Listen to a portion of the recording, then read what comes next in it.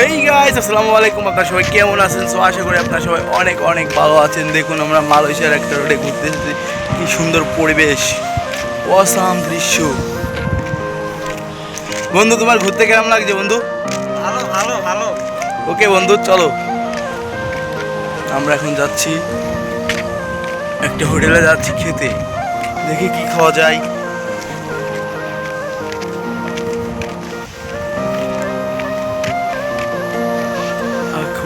सारे वीडियो में जाके खबर लेता কি বলছো বলো, এবার বলো। বল সুধীর ভাই, বল। আল্লাহর বলা এই আল্লাহরা কি কব, ওই বসটা মেসেজ দিয়ে পুরো গ্যালারি ভরে দিল। কি বলছেন?